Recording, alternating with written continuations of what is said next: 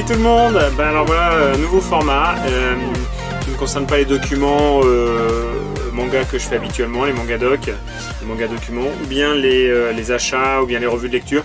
On va faire quelque chose d'un tout petit peu différent et ça va rentrer dans une longue série de documentaires entre guillemets concernant les collections manga, les mangatech, les achats, les top seinen, les top isekai, les top tout ça que je vais être amené à faire et à vous présenter.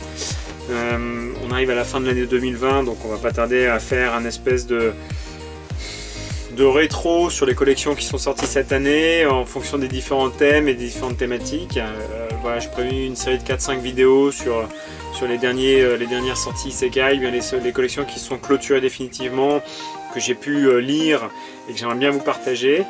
Là aujourd'hui on va parler uniquement de l'achat de mangas d'occasion, parce que dans le choix de mon nom, Manga Doc, ça représentait plusieurs choses. Il y avait effectivement le doc, l'aspect documentaire, mais le manga doc d'occasion, et puis doc, enfin bon, pour ceux qui me connaissent, ça fait encore appel à autre chose. Du coup, on va parler aujourd'hui des achats manga. Je vais essayer de pas trop parler des achats neufs, parce que pour les achats neufs, il n'y a pas de vérité, mais que ce soit pour les mangas neufs ou les mangas d'occasion, il y a un seul truc qu'il faut prendre en compte, un seul truc qu'il faut prendre en considération, c'est vraiment le plus important, le budget.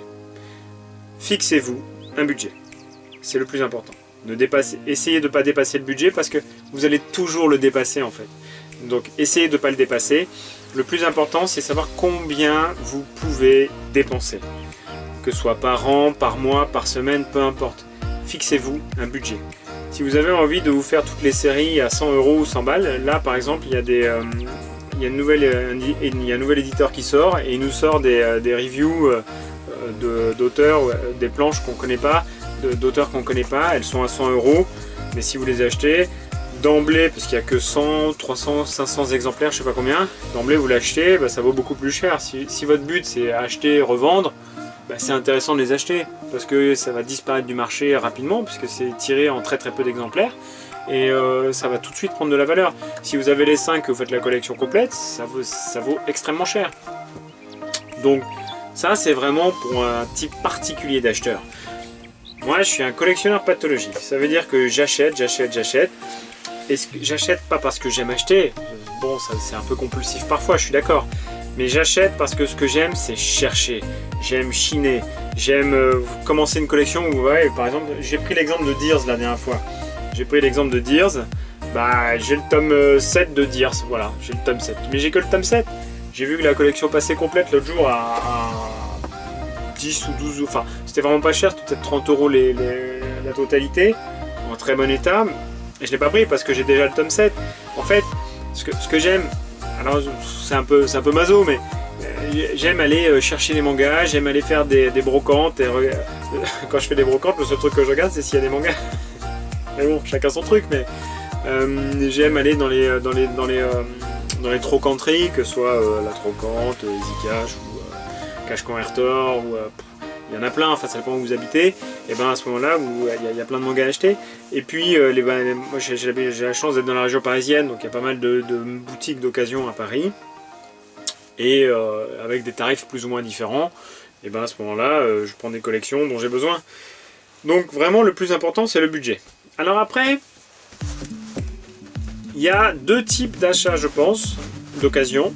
Il y a les achats sur Internet, c'est-à-dire qu'on est posé chez soi et on sélectionne ce qu'on cherche. Et il y a l'achat en présentiel. L'achat sur Internet,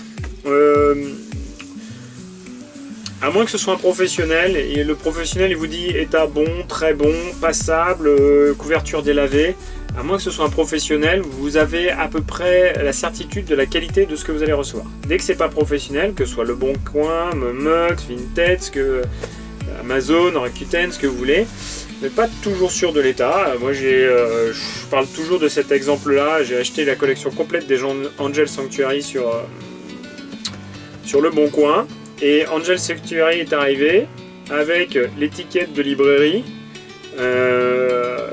parce qu'en fait, enfin de librairie, de bibliothèque, donc j'ai acheté une collection de bibliothèques. Je suis dégoûté. Alors c'était pas cher, mais bon, j'ai acheté une collection de bibliothèques, donc j'ai tous les tomes d'Angel Sanctuary avec le chiffre de bibliothèque à côté. Dans ma grande chance, c'est absolument pas une collection que je lis.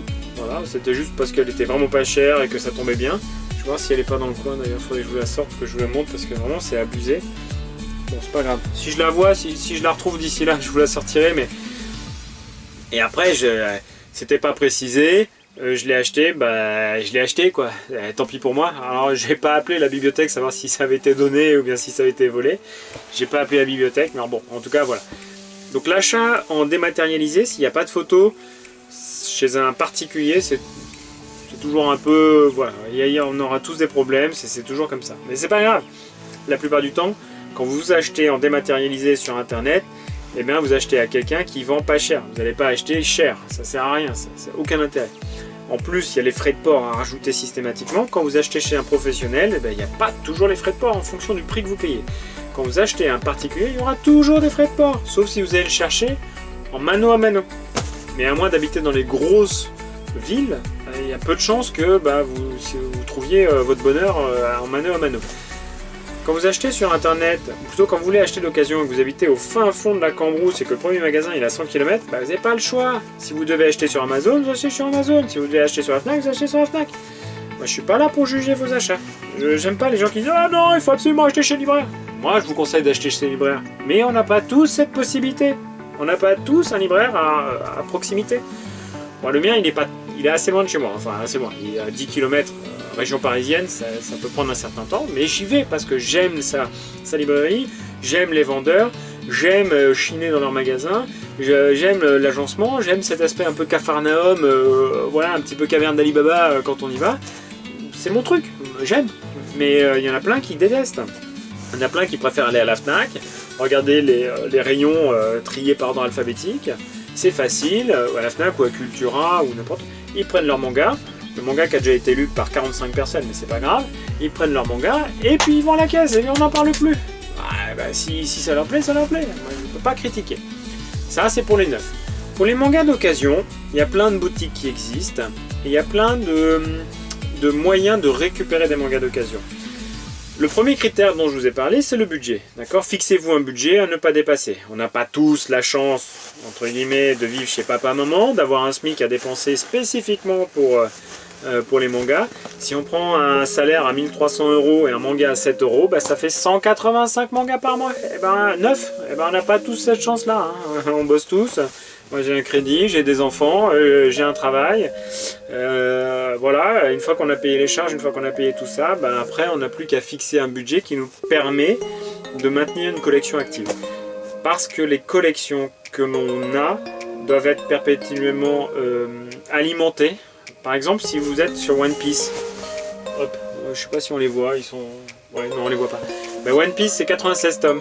Si vous avez arrêté la collection au 25e tome parce qu'à un moment vous étiez fatigué, et puis vous arrivez à dire ah oui d'accord, il y en a encore 70, 70 fois le prix d'un tome. Voilà, c'est douloureux, mais c'est moins douloureux si on le prend de manière continue. Voilà, c'est pareil pour Bleach avec les grosses collections comme ça, c'est pareil pour Hippo, c'est pareil pour toutes ces... ou Detective Conan, c'est pareil pour toutes ces grosses collections. Et même celles qui ont 20 tomes. 20 tomes, quand vous êtes au deuxième, il faut en acheter 18. Là, il faut que j'achète le prisonnier Riku, il y a 35 tomes. 35 tomes, j'ai que les 3 premiers. Bon, vous voyez. Donc, le budget, et après, la manière continue d'acheter ces mangas. Après, il y a encore un troisième élément qui est quel est le prix que vous êtes prêt à mettre pour un tome. C'est une question un peu fourbe, mais en même temps, elle est indispensable. C'est-à-dire que si vous dites ce manga-là, il est à 2 €, c'est très bien, je prends. 3 €, c'est très bien, je prends. 4 €, 5 €. Un manga d'occasion à partir de 5 €, ça commence à être cher. 5 €, 5,50 €. Donc à moins qu'il soit neuf et d'emblée d'occasion, 5,50 €, ça commence à faire cher. 6 €, c'est comme s'il était neuf, hein. Autant acheter le neuf direct. Hein. Parce que moi, le manga avec la trace de doigt, je sais pas moi, ouais, ça c'est un manga d'occasion. Ouais, il y a une trace de doigt. Parce qu'à chaque fois qu'on lit, les gens laissent un petit peu leur sueur dans les pages. La plupart des mangas sont quand même au niveau du papier assez poreux, c'est pas un papier glacé, hein, donc le papier il est assez poreux, et quand on lit, on gondole un petit peu les pages et on met des petites traces de doigts. C'est un livre quoi, c'est un livre. Donc si vous payez 6 euros un manga alors qu'il vaut 6,90 € ou 7 € un manga neuf, ça sert à rien. Achetez-le d'emblée neuf. 5,50 € comme on a chez Book Off, c'est cher aussi. Sauf s'il vient juste de sortir, mais sinon c'est cher. Voilà, à mon sens, à mon sens. À côté de ça, si vous voulez acheter la collection, je sais pas, je vais vous donner un exemple, j'en sais rien moi. Par exemple, si vous voulez acheter un tome de Cobra là, voilà, l'édition Cobra de chez Dynamic, voilà, l'édition Cobra de chez Dynamic, je sais pas combien elle coûte celle-là, j'en sais strictement rien, parce que moi je les ai achetés neufs à l'époque où ils sont sortis. Si vous voulez acheter la collection complète, c'est fort possible. Bon, il y a eu plusieurs rééditions pour Cobra, c'est pas un bon exemple, mais c'est fort possible que le tome il vaille plus cher que la cote du bouquin. C'est Waddle qui disait si ça coûte 2 fois le prix du manga, n'achetez pas, ça vaut plus la peine. Sauf que parfois il y a des mangas, je me souviens quand il y avait Family Campo, la première édition qui était sortie, le tome 14 il était à plus de 100 €.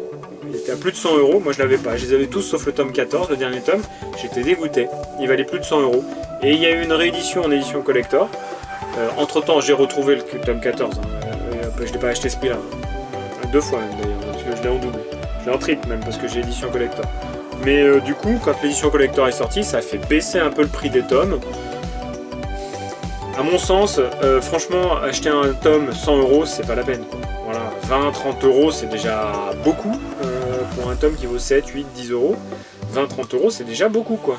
Quand je vois la collection Fly qui a entre 700 et 2000 € sur internet, moi enfin voilà, Fly c'est combien de tomes? C'est 37 tomes, je sais plus si c'était 37, 38. C'est 37 tomes, je les ai tous achetés d'occasion entre 2 et 3 €. Peut-être pas les 10 premiers parce qu'à l'époque je les avais fait 9, mais tous les autres je les ai trouvés à 2 €. Il faut prendre son temps. Quand on achète d'occasion, il faut prendre son temps. Si vous avez la chance d'avoir des collections complètes d'un coup qui arrivent, c'est tout bénef, hein, si c'est pas trop cher. C'est tout bénef. Mais 3-4 € une collection complète, je sais pas moi, si vous avez la collection Toog qui fait 42 tomes, si vous la trouvez à 150 € par exemple, 42 tomes, prenez-la. Prenez-la. Pour moi, à mon sens, 150 € quand vous déboursez 150 €, c'est beaucoup.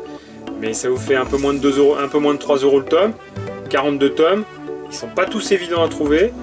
Je suis pas sûr qu'ils soient à 2 € sur internet un tome en unique. Voilà, ça c'est à mon sens quelque chose de... Donc, on récapitule. Premièrement, fixez-vous un budget. Essayez de ne pas le dépasser. Deuxièmement, combien êtes-vous prêt à payer pour un tome?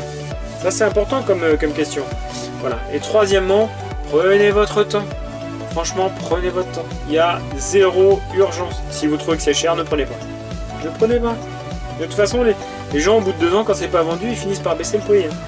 Et on a tous plein de mangas à lire, on a tous une pile à lire, plus ou moins conséquente les uns les autres, mais on a tous une pile à lire. Donc il n'y a aucune urgence. Le seul moment où il faut être un peu pressé, entre guillemets, c'est quand vous êtes dans les brocantes. Parce que dans les brocantes, sauf si c'est vraiment hors de prix, mais la brocante, voilà, c'est le dimanche matin de 8h à midi, après c'est terminé. Voilà. Le vendeur, vous le retrouvez pas. Mais quand vous trouvez des mangas d'occasion dans des bouquins, enfin dans des magasins spécifiques, je sais pas, vous allez à Boom Papoum par exemple, et ils vendent à la côte. Vous voulez acheter le dernier tome d'une collection qui n'existe plus, ça va pas être 3 € quoi. Ça va être 15, 20, 30 €, je peux pas vous dire, ça dépend. La dernière fois j'ai vu, je vais pas vous citer le nom de la collection parce qu'il me le manque, mais le tome il était à 30 €, le dernier tome de la collection, je l'ai pas pris, je suis retourné une semaine plus tard en me disant bon je vais quand même le prendre parce que franchement je galère pour le trouver, ça fait plus de 10 ans que je le cherche, il n'y était plus. Il n'y était plus. Donc 30 € finalement, c'était un bon prix quoi. C'était un bon prix. Donc voilà. Donc budget, prix que vous seriez prêt à dépenser et prenez votre temps. Ce sont mes 3 conseils. Prenez votre temps. Après, faites pas forcément comme moi. Moi j'ai une collection, j'ai plus de 5000 mangas, il y en a 2000 qui sont en collection complète, 2500 qui sont en collection complète, 2500 qui sont en cours de collection. Il y a plein de collections où j'en ai qu'un seul, comme je vous ai dit, Dears. J'ai plus de 900 collections en route. Donc Dears par exemple, ok, mais là par exemple si vous prenez Dragon Hunter, il manque le tome 1. Qu'est-ce qu'il fait là le tome 12? Il y a un tome 12 qui est entre le 3 et 4, il va falloir que je range ça. Voilà, donc y a ça, il en manque quelques-uns, mais il en manque pas tant que ça en fait, il manque au moins le tome 1. Détective Conan que... Ah oui, mais vous voyez pas. Désolé, je me parle à moi-même en fait.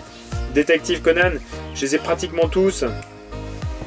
Qui est-ce qui m'a inversé mes mangas là? Ah ouais. Je les ai pratiquement tous jusqu'au tome 51, 53. Voilà, jusqu'au tome 53, et après j'en ai quasiment aucun. Il m'en manque plus de la moitié quoi. Sachant que je commence les collections quand elles ont déjà quand elles sont complètes quoi. Donc voilà ce que je pouvais vous dire. Dans tous les cas, prenez votre temps, fixez-vous un budget, donnez-vous une limite maximum pour chaque tome. Parce qu'il y a des collections que vous n'arriverez jamais à compléter sinon. Vous pouvez, il y a des boutiques spécifiques sur internet qui vendent des mangas d'occasion, vous pouvez y aller.